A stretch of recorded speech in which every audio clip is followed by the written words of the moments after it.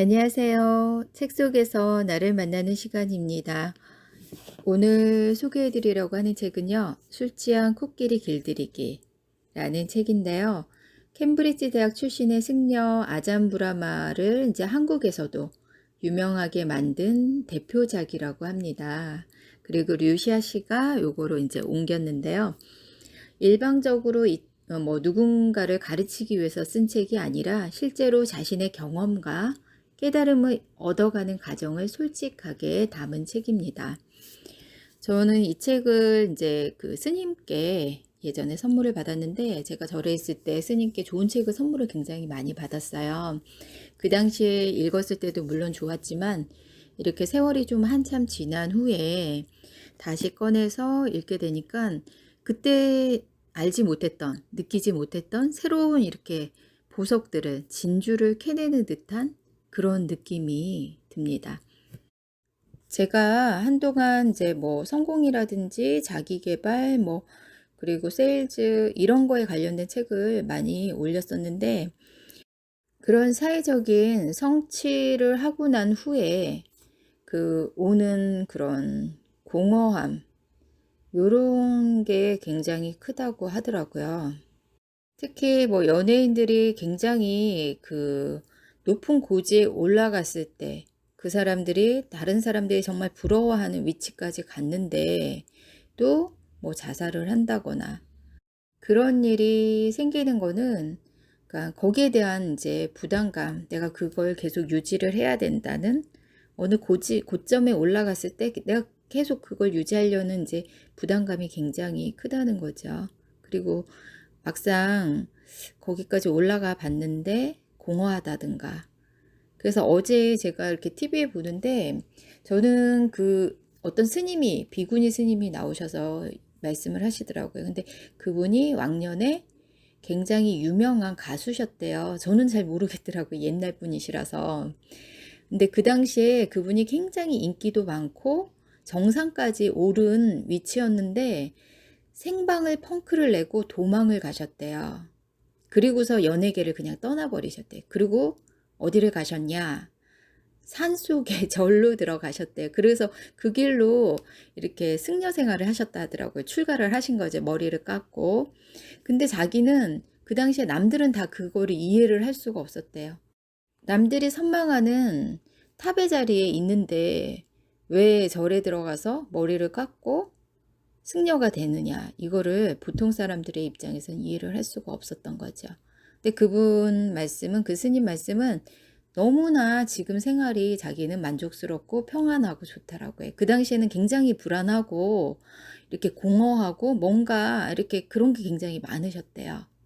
그래가지고 그러니까 성공한다고 해서 다 그거는 아니구나 라고 생각은 하지만, 우리가 삶을 살아가는 데 있어서 현실을 살아가기 위해서는 중요하죠. 그것도 중요하고 하니까 밸런스가 필요한 것 같아요. 그래서 이 책은 마음 공부에 관한 책입니다. 그래서 내가 그런 이제 마음을 어떻게 다스리고 어떻게 해야 하는지, 그런 욕망으로부터 어떻게 자유로워지고, 이런 지혜의 말씀들이 굉장히 많습니다. 그동안 내가 힘든 점이 많았다면 무엇이 나를 그렇게 힘들게 하였는가를 이 책 속에서 한번 찾아보도록 하겠습니다. 무슨 일을 하든지 놓아버리는 마음으로 하라. 조금 놓으면 조금 평화로워질 것이고, 많이 놓으면 많이 평화로워질 것이다. 완전히 놓아버리면 완전한 평화와 자유를 알게 될 것이다. 세상과의 싸움이 끝날 것이다. 포기할 수 없는 마음. 한 사람이 있었다. 그는 코끼리를 갖고 싶었다. 그는 코끼리가 너무 좋아서 코끼리 한 마리를 갖는 것이 소원이었다. 자나깨나 코끼리에 대한 생각으로 머리가 뜨거웠다. 그는 차츰 알게 되었다. 당장 코끼리를 갖는다 해도 자신은 그걸 키울 능력이 없다는 것을. 그는 평범한 넓이의 마당을 가진 자그마한 집에 살고 있었고, 아주 가난하지는 않았지만 농담으로라도 부자라고 말할 수 있는 형편이 전혀 아니었다. 코끼리를 데려다 놓는다 해도 그것을 데려다 놓을 공간이 턱없이 부족했으며 날마다 코끼리를 배불리 먹일 만큼의 사료를 살 돈도 갖고 있지 않았다. 그는 자신에게 부가 필요하다는 사실을 깨달았다. 코끼리가 과연 자기에게 오게 될지도 의심스러웠지만 만에 하나 갑자기 그런 일이 현실로 이루어진다 해도 그것을 유지조차 할 수 없는 자신의 처지가 고통스러웠다. 그래서 그는 돈을 모으려고 밤낮으로 노력을 했다. 그러나 생각만큼 잘 되지 않았다. 그가 1차적으로 원하는 것은 코끼리이지 부가 아니었기 때문이다. 그는 곧잘 돈을 모을 기회를 놓치기 일쑤였다. 하지만 코끼리를 너무도 간절히 원했기 때문에 그는 싫지만 돈을 모아야 했다. 왜 하필 코끼리냐고 사람들은 그에게 묻곤 했다. 개나 고양이면 쉽게 키울 수 있을 것 아닌가? 물론 그 자신도 그런 생각을 안 해본 거는 아니지만 하지만 그의 마음은 온통 코끼리한테 사로잡혀 있어서 어쩔 수가 없었다. 그는 아직도 부자가 되지 못했고 아직 코끼리는 그의 것이 아니었다. 이제 그가 원하는 것은 코끼리가 아니었다. 그가 가장 원하는 것은 이것이었다. 코끼리를 포기할 수 없는 마음. 경교정의 만화 매지션에서 읽은 이 이야기는 나의 이야기이자 당신의 이야기이다. 삶에서 우리를 힘들게 하는 것은 원하는 어떤 것을 이루지 못하기 때문이 아니라 원하는 그 마음을 내려놓을 수 없기 때문이다. 코끼리를 간절히 갈구하면 언젠가는 그것을 소유하게 될 것이라고 세상은 말한다. 하지만 그것은 결국 또 다른 고통의 시작일 뿐이다. 왜냐하면 거기에 언제나 더 멋지고 아름다운 코끼리가 존재하기 때문이다. 인간이 추구하는 자유에는 두 종류가 있다. 하나는 욕망의 자유이고 다른 하나는 욕망으로부터의 자유이다. 우리는 주로 욕망의 자유, 곧 선택의 자유를 추구하며 살아가며 세상은 그것을 격려한다. 이제 그것은 각자의 마음속에서 날마다 들려오는 거부할 수 없는 욕구와 같다. 어서 코끼리를 원해. 코끼리를 소유하면 넌 더 많이 행복할 수 있어. 그리하여 코끼리를 살 돈을 모으느라 일생의 시간을 다 보낼 것이고 그런 다음에는 코끼리 사료를 마련하느라 허덕일 것이며 코끼리와 단 한 번도 즐겁게 노는 적이 없을 것이다. 그리고 생의 마지막에 이르러서는 결국 그 코끼리 때문에 자신이 한순간도 행복하지 않았음을 깨달을 것이다. 그것이 욕망의 자유를 추구하는 인간의 숙명이다. 이 우화에서 굉장히 많은 걸 느낄 수가 있었습니다. 우리가 매일 욕망, 지향, 그 다음에 욕구, 그 끊임없이 그 어디론가 향하는 욕망은 거기에 도달하면 또 다른 더 큰 무언가 그 다음의 것을 또 바라게 된다는 거죠.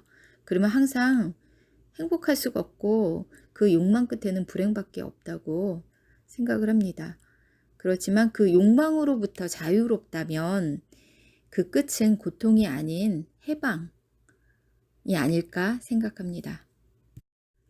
우리는 선택의 기회가 있었다. 하지만 삶에 대한 어리석은 관점을 고수하는 한 여전히 매운 눈물에서 헤어날 길이 없다. 원하는 것이 코끼리든 단맛 나는 고추이든 혹은 훌륭한 배우자이든 결국 우리를 고통스럽게 만드는 것은 포기할 수 없는 마음이다. 단순히 오감의 즐거움이라 해도 마찬가지다. 현실에서의 불만족과 행복의 부재를 심화시키는 것은 바로 이 내려놓지 못하는 마음이다. 팔리어로 된 불교 노래에 이런 것이 있다. 모든 것은 죽는다. 죽는 것은 자연의 법칙이며 나 역시 죽는다는 것을 의심치 않는다. 현자들이 가장 큰 어리석음으로 꼽는 망상은 삶이 영원히 지속될 것이라는 착각이다. 사실 삶이 영원하다고 생각하는 사람은 없습니다. 언젠가 다 죽는다는 사실을 알고는 있지만 나한테 죽음이 바로 찾아올 거라고 생각하는 사람은 없죠. 그냥 먼 훗날에 막연히 있을 일이라고만 생각하겠죠. 탄생은 곧 죽음의 선고이다. 이러한 사실을 아는 것은 삶에서 우선적으로 해야 할 일들을 재정렬시킨다. 무엇이 가장 중요한가? 공중에 던진 막대기는 무거운 끝으로 떨어지게 되어 있다. 당신이 이 삶에서 계속해서 무겁게 축적하고 있는 것은 무엇인가? 인도의 어느 방랑승이 말한 것처럼 마치 머리에 쓰고 있는 터번이 불에 타고 있는 것 같은데 우리는 지금 무엇을 하고 있는가? 이 세계에서 우리를 묶고 있는 온갖 구속, 매듭, 계획과 일들을 내려놓고 자신의 삶이 어디로 가고 있는지 명상해야 한다. 한 장소에서 다른 장소로 몸을 데려가는 것, 몸을 건강하게 하고 먹이고 씻기고 하는 등 이 모든 일들이 우리의 시간을 다 빼앗고 있다. 마음을 위한 시간은 언제나 매우 적게 남아 있다. 태국 출신의 위대한 영적 스승 아잔차의 절에는 이런 글귀가 적혀 있다. 세상에 행복은 존재하지 않는다는 사실을 알게 됨을 기뻐하라. 갈망과 갈구에 이끌려 우리는 세상의 행복을 추구한다. 수많은 방법으로 항상 잘못된 장소에서 행복을 찾는다. 진정한 만족은 원하는 것을 소유하는 것이 아니라 원하는 마음으로부터 해방되는 것이다. 욕망의 자유가 아니라 욕망으로부터의 자유이다. 이 세상에는 행복이 존재하지 않음을 깨닫고 그 원하는 마음을 내려놓는 일이다. 고타마 붓다가 깨달은 첫 번째 진리가 행복의 부재였다면 그 두 번째 진리는 세상에는 행복이 존재하지 않음을 깨닫고 행복을 원하는 그 마음을 내려놓는 것이었다. 이것이 진정한 행복에 이르는 길이다. 원한다는 것은 고통이다. 갈망하는 코끼리를 소유하려고 하는 시도, 조정하는 것, 생각하는 것, 계획하는 것 모두가 고통의 원인이 될 수밖에 없다. 원하는 것에는 끝이 없지만 원하는 것으로부터 자유는 끝이 있다. 만일 전혀 원하는 것도 없고 계획도 필요 없다면 얼마나 많은 자유를 누릴 수 있겠는가? 진정으로 내려놓는다면 모든 문제는 사라진다. 그때 당신은 이미 코끼리 등 위에 올라앉은 것이다. 이것은 깨달음의 아름다운 순간이다. 이 글귀 같은 경우는 이렇게 천천히 이렇게 여러 번 반복해서 되새겨 읽을 필요가 있습니다. 그냥 한번 이렇게 흘려가듯이 읽는다면 무슨 뜻을 의미하는지 이해하기가 어려울 거예요. 그래서 천천히 여러 번 생각을 하면서 읽어보아야 할 내용입니다. 모든 것이 마음에서 일어남을 보는 것이야말로 수행의 핵심이다. 깨어있으라. 무엇에도 얽매이지 말아라. 마음을 내려놓고 모든 것을 흐르는 대로 있는 그대로 놓아두어라. 또한 어느 자리에서 스승은 말했다. 세상을 살아가며 명상 수행을 하면 이들은 그대를 울리지도 소리 내지도 않는 종처럼 바라볼 것이다. 쓸모없고 나약한 사람으로 볼 것이다. 그러나 사실은 그 반대이다. 벽돌 2장. 인간은 언제나 2장의 잘못된 벽돌을 갖고 있다. 그러나 우리 안에는 그 잘못된 벽돌보다 완벽하게 쌓아 올린 벽돌이 훨씬 많다. 이것을 아는 순간 상황은 그다지 나쁘지 않게 된다. 그때 우리 자신뿐 아니라 타인과도 평화롭게 지낼 수 있다. 마음이라는 코끼리를 세심한 주의를 기울여 여러 방향으로 끌고 가보면 모든 두려움은 사라지고 완전한 평화가 찾아온다. 마음속에 있는 호랑이, 사자, 코끼리 이 모든 것들을 길들여 다스릴 수 있다. 온갖 두려움과 슬픔은 마음으로부터 오는 것이기 때문이다. 다음과 같은 불교 잠언이 있다. 어둡다고 불평하는 것보다 촛불을 켜는 것이 더 낫다. 고민하는 대신 언제나 무엇인가 할 수 있는 일이 있다. 최소한 그 무엇인가에 대해 불평하지 않고 잠시 평화롭게 앉아있는 일이라고도 할 수 있다. 마음의 문. 행복과 고통은 거의 같은 비율로 얻는 것이 삶의 본질이다. 만일 지금 고통에 처해 있다면 이것은 우리가 전에 받거나 잃은 행복 때문이다. 행복은 고통의 끝이 아니고 고통은 행복의 끝이 아니다. 우리는 우리의 삶을 통해서 이 순환을 돌고 있을 뿐이다. 내가 14살 무렵이 되었을 때 하루는 아버지가 나를 옆으로 불러 내 삶을 바꿔놓은 말씀을 하셨다. 아들아, 내가 삶에서 무엇을 하며 살아가든 이 한 가지만은 잊지 마라. 내 집의 문은 너에게 언제나 열려 있을 것이다. 내 마음의 문은 너에게 언제나 열려 있을 것이다. 아버지는 나에게 무조건적인 사랑을 제시한 것이다. 그 사랑에는 어떤 조건도 단서도 붙어 있지 않다. 나는 그의 아들이었으며 그것으로 충분했다. 그 사랑은 아름다웠다. 또 진실했다. 아버지는 진실한 마음으로 그 말을 하신 것이다. 타인에게 그런 말을 하기 위해서는 아무 조건도 붙이지 않고 누군가에게 마음의 문을 열기 위해서는 용기와 지혜가 필요하다. 어떤 사람은 그렇게 하는 것을 두려워한다. 만일 그렇게 하면 다른 사람들이 자신을 이용하려 들지도 모르기 때문이다. 하지만 그렇지 않다. 내 자신의 경험을 통해 나는 알게 되었다. 누군가로부터 그런 종류의 사랑을 받는 것은 세상에서 가장 가치 있는 선물을 받는 것임을.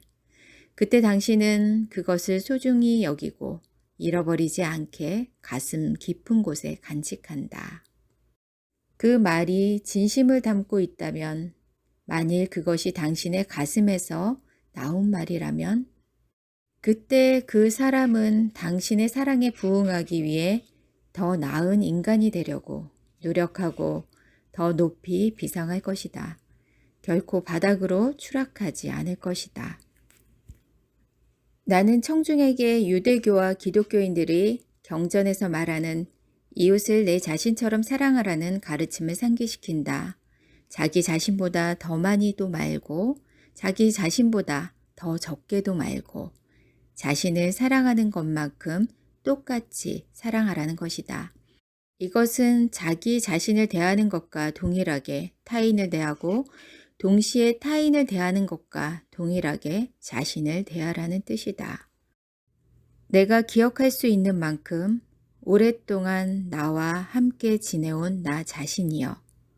내가 지금까지 무엇을 했든 상관없이 내 마음의 문은 나에게도 열려 있다. 안으로 들어오라. 이것이 바로 진정으로 자신을 사랑하는 일이다. 그것은 이름하여 자기 용서라 불린다. 그것은 자기 비난의 감옥에서 자유롭게 걸어 나오는 일이다. 자기 자신과 평화로워지는 일이다. 그리고 자신의 내면에서 정직하게 자기 자신을 향해 그렇게 말할 용기를 발견한다면 당신은 그 고귀한 사랑에 부응하기 위해 더 나아지고 더 높이 비상할 것이다. 어느 날인가 우리 모두는 그냥 한번 해보는 것이 아니라 진실하고 정직하게 자기 자신에게 그렇게 말할 수 있어야만 한다. 그렇게 할 때 그동안 거부당한 채 너무 오래 바깥의 추위 속에서 살아온 자신의 일부가 마침내 집으로 돌아온 것과 같아. 그때 우리는 온전하고 자유로워진 자신을 느끼고 행복해진다. 그런 식으로 자신을 사랑할 때만이 그때보다 많지도 않고 적지도 않게 다른 사람을 사랑한다는 것이 무엇을 의미하는지 이해할 수 있다. 그리고 이것을 기억해야 한다. 자기 자신에게 그런 조건 없는 사랑을 주기 위해서는 아무 결점 없는 완전한 사람이 되어야만 한다는 것이 아니다. 완전해질 때까지 기다린다면 그런 때는 결코 오지 않는다. 자신이 과거에 무엇을 했든 상관없이 자기 자신에게 마음의 문을 열어야만 한다. 일단 자신을 안으로 초대하면 그때 우리는 완전해진다. 굉장히 이 글귀는 의미심장한 뜻을 내포하고 있는데요. 내가 내 자신을 있는 그대로 인정하고 온전히 사랑하고 수용할 수 있을 때만이 남도 똑같이 자신을 대하듯이 수용하고 사랑하고 있는 그대로 볼 수 있다라는 얘기입니다. 모든 관계의 시작은 나 자신과의 관계가 이렇게 잘 이루어져야지 외부적으로 남과의 관계도 잘 이렇게 이루어진다는 얘기죠. 내려놓기. 고통을 더 아프게 하는 것은 두려움이다. 두려움을 내려놓으면 단지 아프다는 감각만 남는다. 내가 내려놓은 것은 아픔에 대한 두려움이었다. 나는 그 아픔을 받아들였으며 그것을 껴안았고 거부하지 않았다. 그래서 그것은 떠나갔다. 두려움은 고통의 가장 큰 원인이다. 고통을 더 아프게 하는 것은 바로 두려움이다. 두려움을 벗어던지면 단지 아프다는 감각만이 남는다.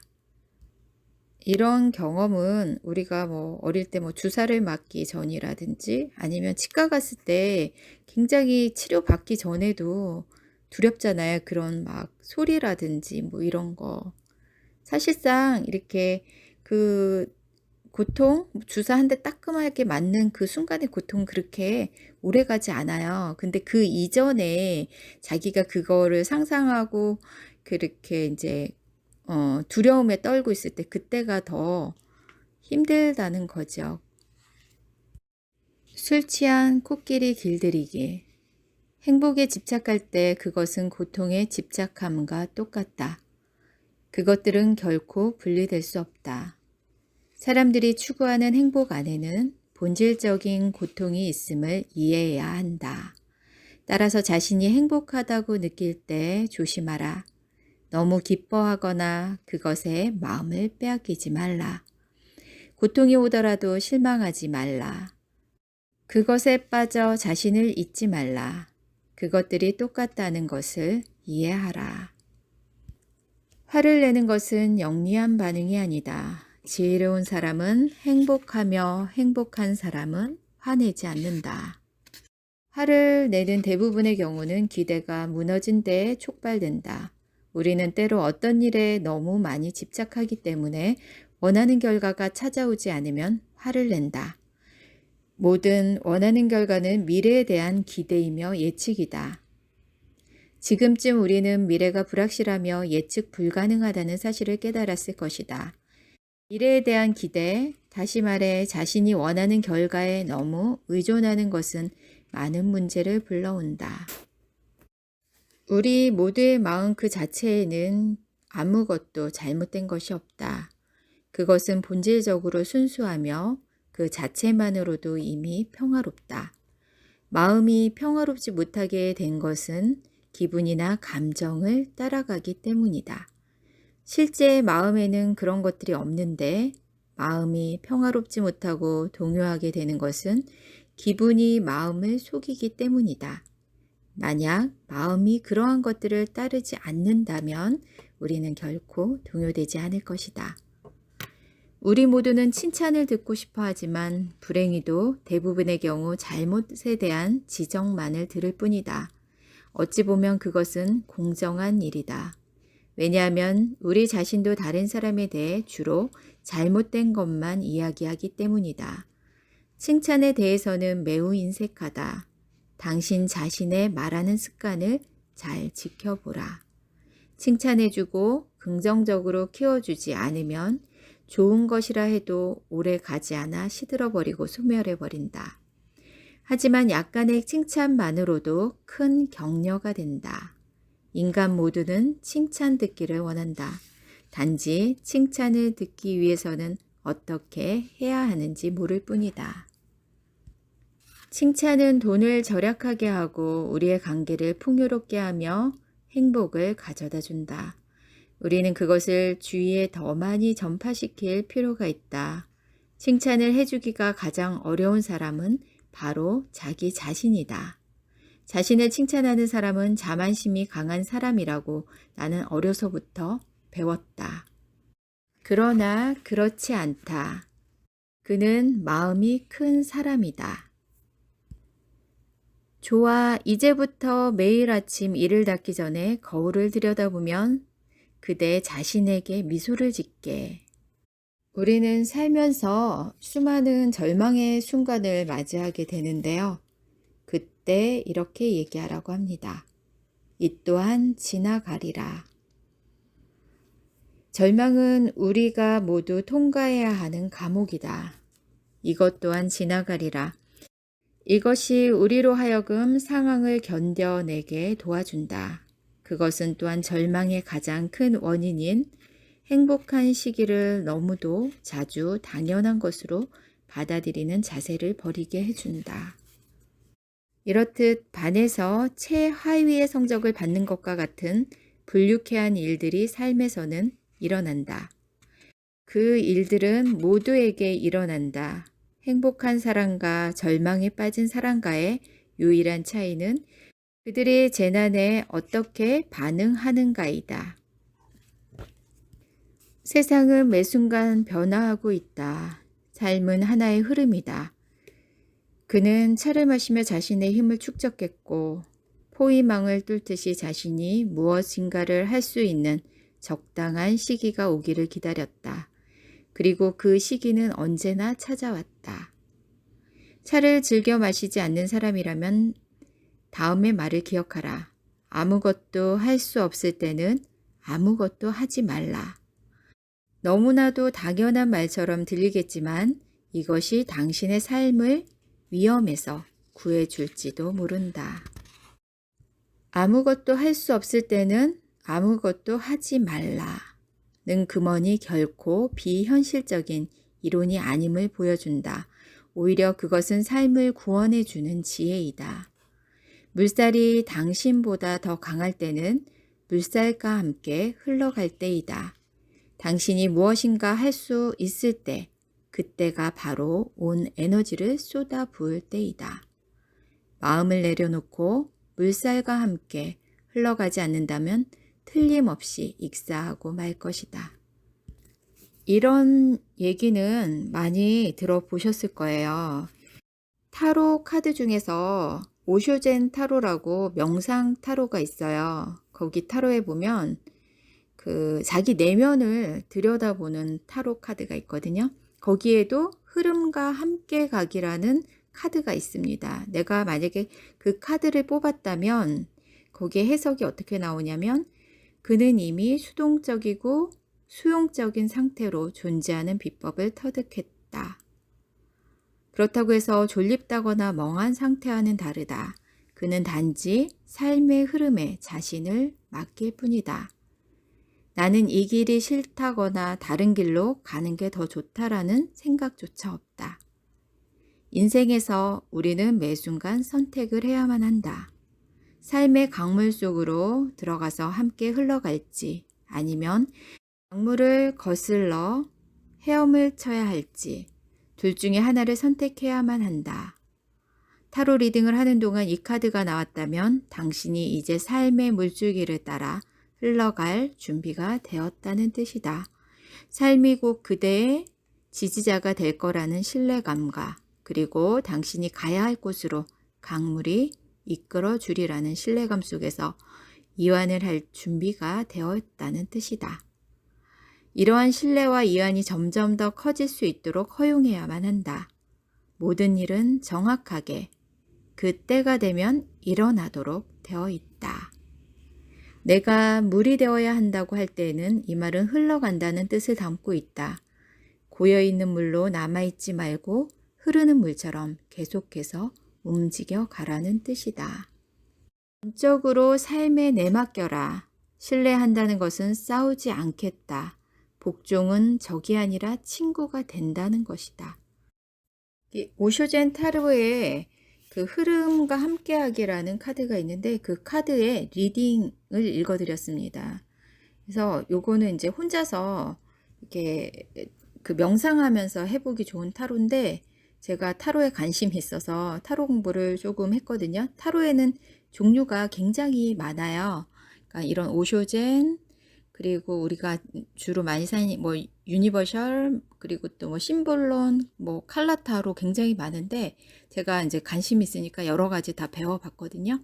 재밌어요. 굉장히 어쩌다 이제 타로 얘기가 나왔는데 타로 굉장히 재밌어요. 꼭 그런 점성술로만 아니라 이렇게 상담으로서 풀어내기도 하고 그리고 심리가 그 카드에 굉장히 반영이 잘 되더라고요. 그리고 나의 지금 현재 심리 상태도 볼 수 있고 이렇게 명상으로 이끌어내서 할 수 있는 타로도 종류가 굉장히 많습니다. 길게 이어지는 텔레비전 드라마들과는 달리 삶에는 명확한 결론이 없다. 삶은 영원한 완성을 향해 가는 과정 속에 있을 뿐이다. 그리고 삶에는 항상 예기치 않았던 일들이 일어나게 마련이다. 그것이 우리의 삶이다. 따라서 꿀을 맛볼 순간들을 놓치지 말라. 가장 절박한 순간이라 할지라도 미래는 아무도 알 수 없다. 다음 순간에 무슨 일이 일어날지는 누구도 확신할 수 없다.